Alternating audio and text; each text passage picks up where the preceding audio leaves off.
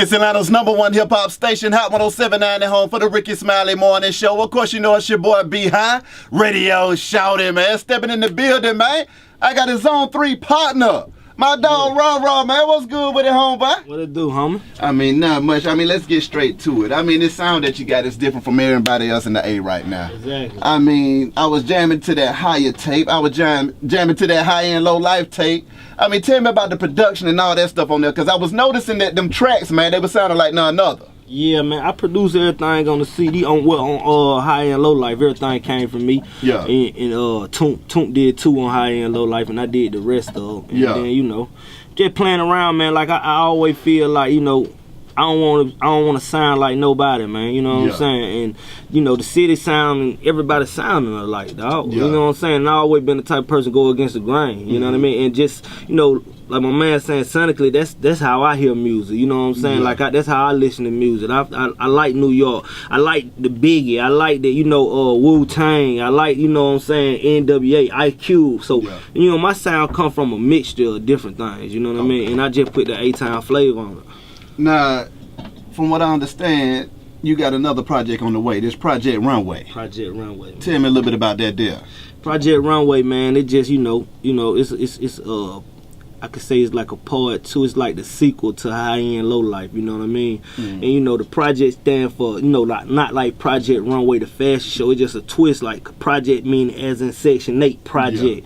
And you know what I'm saying? Runway is a term that I use for myself. I call myself that from time to time just to say because I like to stay fly. You know what I mean? Yeah. And the whole CD Project Runway, man, is just basically about me, you know what I'm saying, and my upbringing in public housing. You know what I'm saying? Just my vision on what I see. My vision on my outtake on me looking at the big homies, looking at them cars and looking at, you know, where I want to see myself in the future and trying to escape that you know, them Section 8 houses and you know, them food stamps and that, you know what I mean?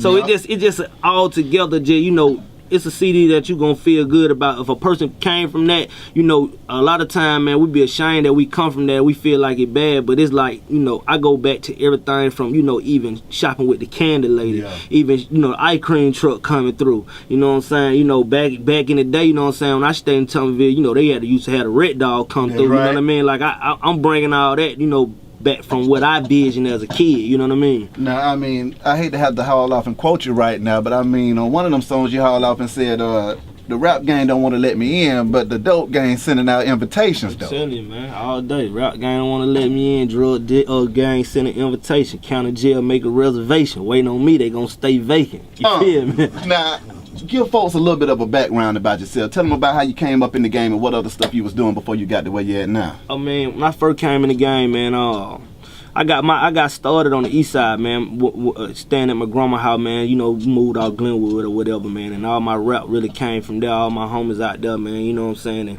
I was going to Columbia High School, and you know, we mess around with the talent shows or whatever, and then I end up running the Greg Street. Me and him had a relationship since back then, in like 2003 or whatever. And he introduced me to Jermaine, and another chick from my hood, she introduced me to Nitty. You know what I'm saying? So it all kind of like made sense because I got like them same calls in the same week. So me, Nitty, and JD, we end up doing a little partnership together. You know what I mean? And my first stuff came out through So Del Virgin. You know what I mean? And I was with them for about 2-3 years, man, until, you know, we parted ways or whatever. Now, I mean, what was it that you learned from that experience, though? It's a lot, man. You know, I had to humble myself because, you know, like I'm saying on that high-end low-light CD, man, it was a lot that I wasn't ready to take in, you know what I'm saying, back at that time. Like, I don't blame Jermaine for nothing. I don't blame Nitty for nothing. A lot of it, I think, had to do with me personally, just growing up, you know what I mean? And, just, man, you know, just becoming a man, dog. You know, as a youngin' in the game, though, what were some of the pitfalls that you caught yourself falling into, and you were like, dog, I wish I could have did that over? Just, man, like stuff like being on time, man, and you know, being more professional, man, and you know, staying away from some of them drugs, man. You know what I'm saying, and the alcohol, and just being around the wrong type of people, man. People that weren't going nowhere. You know what I'm saying? For a long time, you know, as a teenager, man, I was around a bunch of cats that you know.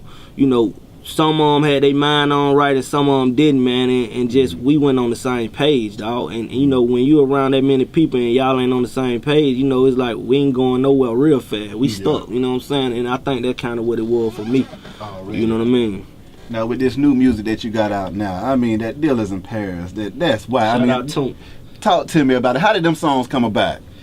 Man, like I said, man, I was in the studio, man, and high end, low life, you know what I'm saying? It spell out hell, man, if you look at it. And I was just thinking, like, you know, coming from the hood, man, you know, we go through all this stuff. Like, you know, like back in my project, the back in my hood, you might seen a dude with the 745 or Benz or whatever, but we stay in the project, and it's just like, damn, you know what I'm saying? You know, we from the hood, but we so caught up on this materialistic stuff, you know what I mean? And it's like we going through hell to live a certain lifestyle that we ain't really even living, you know what I mean? And then it's just like the whole mind frame thing to me, you know what I mean? Like a lot of stuff, like it go back to me as a teenager, like a lot of stuff I was doing, man, it didn't really make sense, you know what I mean? And it just, you know, we trying to keep that music. Like I want to motivate people, man, to get through their situation. At the same time, I want them to be able to laugh about the situation they going through and just know it's okay, man. You know what I'm saying? I don't feel like it's nobody in Atlanta that period that's taking music well I'm taking it with the content. You know what I'm saying? You got the trappers, you got the people that, you know, discuss things that they done been through in life, but I'm like taking you through the real insecurities of a young black man. You know, growing up without them parents around, growing up at your grandma's house, sleeping on them sofas, and, you know, dealing with that frustration, you know what I mean? Like, it ain't even about so much about, you know, trapping with me or about selling all this and doing all that or being bad. It's just about, you know, like, this the predicament I'm in. This is what my mentality at right now. This my self-esteem low, so let me go do this, and this gonna make me feel good for this moment. Yeah. You know what I'm saying? And with my projects, I just try to dissect it to the, you know what I'm saying, to the T. Now, also, you get busy on that production. Yes, what sir. you using over there? I mean, are you on that Fruit Loop, that MP, that machine? I mean, how you getting down over there with all that stuff you putting out, boy? I use live instruments, dog. You know what I'm saying? Yeah. I believe in doing everything, you know, authentic. You know what I'm saying? Like my boy, shout out my boy Ricky Fontaine, man. He come through, play the guitar for me. Yeah. My boy Professor, you know what I'm saying? Shout out to Burn One, you know, he gave me a little inspiration on my production and stuff too. I use a lot of samples, man. I crate dig a lot too. You know what I'm saying? And what we do, man, what I do is I just find a record, you know, that they're telling the story already that, you know, fit to the soundtrack that I'm making right at the time, and then I just, you know, build around it and add to it, you know what I mean? Already. Lastly, what's next for you though, Rara?